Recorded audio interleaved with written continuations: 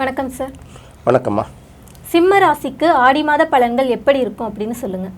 சிம்ம ராசியை பொறுத்தவரை ராசிநாதன் அப்படின்னு சொல்லக்கூடிய சூரியன் 12ஆம் இடத்தில் இருந்தாலும் 12ஆம் இடத்துல குருவோடு சேர்ந்து இருப்பதால் இது சொல்லிட்டோம்ல, ஒவ்வொரு மாதமும் ஒரு கிரக சேர்க்கைகள் சில பாசிட்டிவான பலன்களை கொடுக்கும், சில நெகட்டிவான பலன்களை கொடுக்கும். இந்த மாதத்தை பொறுத்தவரை சூரியன் குரு சேர்க்கை அப்படிங்கிறது எல்லா ராசிகளுக்கும் பார்த்திங்கன்னா ஏதாவது ஒரு வகையில் ஒரு பாசிட்டிவான பலன்களை கண்டிப்பாக கொடுத்துட்டு போயிடும்.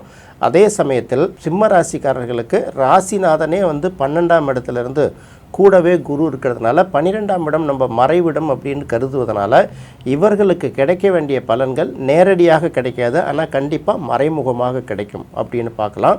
முக்கியமாக ராசிநாதன் சுக்கிரன் 12ஆம் இடத்தில் இருக்கிறது என்ன மாதிரியான சிறப்பை தரும் அப்படின்னு பார்க்கும்போது, வெளிநாட்டுக்கு முயற்சி பண்ணுறாங்கல்ல, வெளிநாட்டில் ஆல்ரெடி இருந்து அவர்கள் குடியுரிமை பெறுவதற்காக முயற்சி பண்ணுவாங்க. இன்னும் சில பேர் வெளிநாட்டில் படிப்பதற்கும் வேலைவாய்ப்பு பெறுவதற்கும் முயற்சி பண்ணுறாங்கல்ல, அவர்களுக்கெல்லாம் இந்த மாதம் ரொம்ப சிறப்பாக அமையும். ஏற்கனவே முயற்சி பண்ணி இந்த பெண்டிங்கில் இருக்கிறவங்களுக்கு நிறைய பேர் இந்த வாய்ப்புகள் இந்த மாதம் கிடைக்கிறதுக்கு அதிகமாக இருக்குது. அடுத்தது பார்க்கும்போது குருவும் சூரியனும் சேர்ந்து இருக்கிறது. சாதாரணமாக குரு மட்டும் இருந்தாலே அவ்வளோ பெரிய நல்ல விஷயம்னு சொல்ல முடியாது, இன்னொரு பக்கம் சூரியன் மட்டும் இருந்தாலும் நல்லதுன்னு சொல்ல முடியாது. இந்த ரெண்டும் சேர்ந்து 12ஆம் இடத்தில் இருக்கும்போது கிடைக்கக்கூடிய யோகங்கள், வரக்கூடிய பணங்கள் எதுவும் நேரடியாக வராத தவிர கண்டிப்பாக மறைமுகமாக வரும். இதில் என்ன இன்னொரு பியூட்டின்னா, 12ஆம் இடத்துல ஏதாவது ஒரு சுபக்கிரகம் இருக்கணும். அப்படி பார்க்கும்போது குரு இருக்குது. குரு சிம்ம ராசிக்கு 5ஆம் இடத்துக்கு மட்டும் உரிய கிரகம் இல்லை, அதுவே 8ஆம் இடத்துக்கும் உரிய கிரகம் இல்லையா? அப்போ 5ஆம் இடம்ங்கிறது நம்மளுடைய புத்திரர்களை குறிக்கும். 5ஆம் இடத்துக்குரிய கிரகம் 12ஆம் இடத்துல உட்காரும்போது இவர்கள் குடும்பத்தை சேர்ந்த பிள்ளைகள் இவர்களுக்கு வெளிநாடு சென்றுவதற்கான வாய்ப்பு கண்டிப்பாக உருவாகும். அடுத்தது, வெளிநாட்டில் போய் வருவாய் ஈட்டினாலும் ஏற்கனவே எவ்வளோ வருவாய் ஈட்டிகிட்டு இருக்காங்களோ அதை விட இந்த மாதங்களில் ஏதாவது ஒரு வகையில் அவர்களுக்கு ஒரு கூடுதலான வருவாய் கிடைக்கும். இந்த வருவாயை பொறுத்தவரை சேமிப்பில் செய்கிற அளவுக்கோ முதலீடு செய்வதும் அளவுக்கோ அவர்களுக்கு அந்த வசதி வாய்ப்பை உருவாக்கி தருங்கிறது தான் சிம்ம ராசிக்காரர்கள் ஃபஸ்ட்டு தெரிஞ்சிக்க வேண்டிய ஒரு விஷயம். அடுத்து, சிம்ம ராசியிலேயே கேது இருக்கு இல்லையா? பொதுவாக ராசியிலேயே கேது இருக்கிறது எந்த வகையிலும் நன்மை கொடுக்காதுங்கிறத நம்ம பல தடவை சொல்லியிருக்கோம். நம்ம வாழ்வதற்கு தகுதி இல்லாமல் ஆயிட்டோமோ, அடுத்த நாள் எப்படி போவோமோ, இந்த மாதிரி எதிர்காலம் குறித்த ஒரு அச்சத்தையும் தேவையில்லாத ஒரு தவிப்பையும் கொடுத்துட்ருக்கோம்.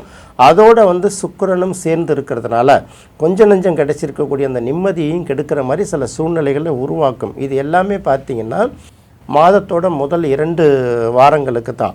அடுத்தது பார்க்கும்போது 3வது வாரம் சுக்கிரன் அடுத்தது கன்னி ராசிக்கு போயிடும் இல்லையா? இந்த சுக்கிரனுக்கு மீன ராசியில் இருக்கக்கூடிய சனியோட பார்வை சேர்ந்து கிடைப்பதனால கண்டிப்பாக சிம்ம ராசிக்காரர்களுக்கு வருவாய் வர தொடங்கிவிடும். சனி வக்ரகதியை அடைந்தாலும் கூட சனியோட பார்வை கண்டிப்பாக சுக்கிரனுக்கு கிடைக்கிறதுனால சனியும் சுக்கிரனும் ஒன்றை ஒன்று பார்த்து கொள்வதனால் இப்போ என்ன சொல்கிறோன்னா, முதல் ஒரு 15 நாளைக்கு செவ்வாய் சனி பார்வை இருக்கிறதுனால அதே நரசிம்மர் வழிபாடை கண்டினியூ பண்ணுங்கள்.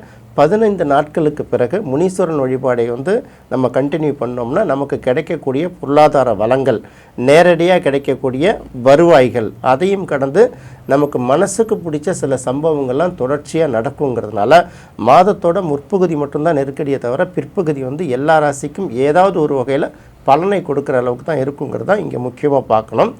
அதுக்கு அடுத்தது பார்க்கும்போது சிம்ம ராசிக்கு 7ஆம் இடத்தில் சிம்மராசிக்கு 7ஆம் இடத்தில் ராகு இருக்குது. 7ஆம் இடத்தில் ராகு இருக்குது ஒரு வகையில் நமக்கு நல்ல பலனை தான் கொடுக்கும். ராகும் கேதும் 7ஆம் இடத்துலேருந்து என்ன பெரிய அளவுக்கு சாதிக்க போகுது அப்படின்னு நினைக்கக்கூடாது. கேது 7ஆம் இடத்துல இருக்கும்போது நம்மளுடைய நண்பர்கள், நம்மளோட வாழ்க்கை துணையெல்லாம் பார்த்திங்கன்னா நம்ம ஒன்று திங்க் பண்ணோன்னா அவங்க ஒன்று திங்க் பண்ணுவாங்க. இந்த சிந்தனைகள்லாம் எதிர்மறையாக இருக்கும். ஆனால் ராகு 7ஆம் இடத்தில் இருக்கும்போது நம்மை விட நம்மை சுற்றி இருப்பவர்கள், நம்மளுடைய நண்பர்கள், நம்மளுடைய பார்ட்னர்கள், இன்னும் சொல்லப்போனால் நம்மளுடைய வாழ்க்கை துணை, அவர்கள் ஏதாவது ஒரு வகையில் அவர்களுக்கு கொஞ்சம் வலிமை இருக்கும். பொருளாதார வலிமை இருக்கலாம், செல்வாக்கு இருக்கலாம், ஏதாவது ஒரு வகையில் அவர்களுக்கு அந்த வலிமை தொடர்ச்சியாக இருக்குங்கிறதுனால எப்போதுமே ஒன்று தானே, நாம் நல்லா இருக்கிறோமோ இல்லையோ நம்மளை சுற்றி உள்ளவங்க நல்லா இருந்தாங்கன்னா அதுவே நமக்கு ஒரு பலத்தை கொடுக்கும்ல. அந்த பலத்தை 7ஆம் இடத்தில் இருக்கக்கூடிய ராகு அவர்களுக்கு கண்டிப்பாக கொடுக்கும். அதுக்கு அடுத்தது பார்க்கும்போது சனி வந்து 8ஆம் இடத்துல இருக்குது. அஷ்டம சனி தானே, எப்படி இருந்தாலும் கஷ்டத்தை தானே தரும் அப்படின்னு ஒரு பக்கம் சொல்லுவாங்க. ஏற்கனவே 6ஆம் இடம் 7ஆம் இடத்துல இருக்கக்கூடிய சனியை கம்பேர் பண்ணும்போது அஷ்டம சனி வந்து பெரிய பாதிப்பையே கொடுக்காது. அந்த அஷ்டம சனியாக இருந்தாலும் கூட கடகத்திலிருந்து குருவோட 9ஆம் பார்வை வந்து சனிக்கு கிடைக்கிறதுனால அஷ்டம சனியால் கிடைக்கக்கூடிய நெருக்கடிகள் எல்லாத்தையும் வந்து இந்த குரு வந்து சரி பண்ணி விட்டுடுங்கிறதுனால இனி வந்து தொழில் ரீதியாக சிம்ம ராசிக்காரர்கள் என்னென்ன முயற்சிகளை எல்லாம் எடுக்கிறாங்களோ அதெல்லாம் வந்து கண்டிப்பாக அவர்களுக்கு பலன் கொடுக்கும். நம்ம போன மாதமே சொல்ல மாதிரி தான், சிம்ம ராசிக்காரர்கள் வந்து என்ன அவங்களுடைய பலனை வந்து அவங்க முழுமையாக அனுபவிக்கணும்னா வியாழக்கிழமை அல்லது சனிக்கிழமைகளில் மீனாட்சி சுந்தரேஸ்வரர் அல்லது தியாகராஜர் இந்த பெயரில் உள்ள சிவனை வழிபட்டால் அவர்களுக்கு ஒரு நல்ல பலனை கிடைக்கும் அப்படிங்கிறது நம்ம ஏற்கனவே சொல்லியிருக்கோம். அடுத்து பார்க்கும்போது பார்த்திங்கன்னா 10ஆம் இடத்தில் செவ்வாய் இருக்குது. 10ஆம் இடத்துல செவ்வாய் இருக்கிறது ரொம்ப சிறப்பு தானே.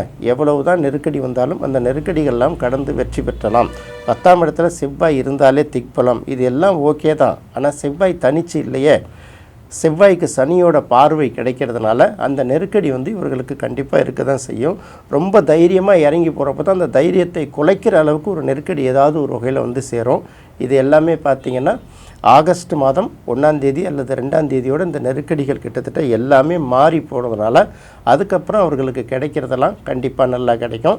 அதையும் கடந்து பார்க்கும்போது இப்போ மாதத்தோட தொடக்கத்தில் 11ஆம் இடத்துல புதன் இருக்கு இல்லையா, புதனோட அந்த வக்ர நிவர்த்தி ஆட்டம் வந்து கொஞ்சம் வந்து வருவாயில் வந்து ஊசலாட்டத்தை ஏற்படுத்தும், ஏற்றத்தாழ்வுகளை ஏற்படுத்தும். எப்படி ஏற்படுத்தும்னு கேட்டிங்கன்னா, நம்ம வரும்னு நினச்சிக்கிட்டு இருப்போம், வராதுன்னு நினச்சிக்கிட்டு இருக்கிறது வரும். ஜூன் 23ஆம் தேதிக்கு அப்புறமே அந்த நிலவரமும் கிட்டத்தட்ட மாறிடுங்கிறதுனால அதை பற்றி பெரிய அளவுக்கு அவர்கள் கவலைப்பட வேண்டிய அவசியம் இல்லை. எல்லாருக்கும் சொல்கிற மாதிரியே கண்டிப்பாக வந்து சிம்ம ராசிக்கு 2ஆம் இடத்துக்கு சுக்கிரன் வந்து அதற்கு சனியோட பார்வை கிடைப்பதனால இந்த மாதத்தோட பிற்பகுதி கண்டிப்பாக அவர்களுக்கு நல்ல வருவாயை தரக்கூடிய ஒரு அம்சத்தை அது உருவாக்கி கொடுக்கும். அதையும் தாண்டி சிவராஜ யோகம் 12ஆம் இடத்தில் இருந்தாலும் இவர்களுக்கு கிடைக்கக்கூடிய வாய்ப்பும் நேரடியாக கிடைக்கலன்னா கூட கண்டிப்பாக மறைமுகமாக கிடைச்சிடும். அதுக்கான வாய்ப்புகளும் அதிகம் இருக்குது.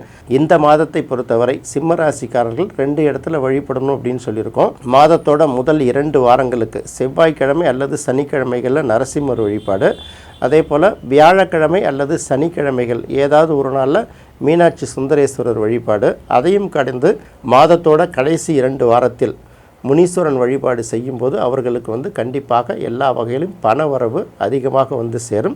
அதாவது நமக்கு தேவை அதிகமாக இருந்தால் கூட பெரிய அளவுக்கு நமக்கு ஷார்ட்டேஜ் இல்லாத அளவுக்கு ஏதாவது ஒரு வகையில் அவர்களுக்கு பணம் வந்து சேருவதற்கான வாய்ப்பு அதிகம் இருக்குது. ஆனி மாதத்தோடு ஒப்பிடும்போது ஆடி மாதம் சிம்ம ராசிக்காரர்களுக்கு எல்லா வகையிலும் நன்மை தரக்கூடிய மாதமாகவே இருக்குது. சிம்ம ராசிக்கு ஆடி மாத பலன்கள் எப்படி இருக்கும் அப்படிங்கிறதையும் அவர்களுக்கான பரிகாரம் என்ன அப்படிங்கிறதையும் சேர்த்து சொன்னீங்க சார். ரொம்ப நன்றி சார்.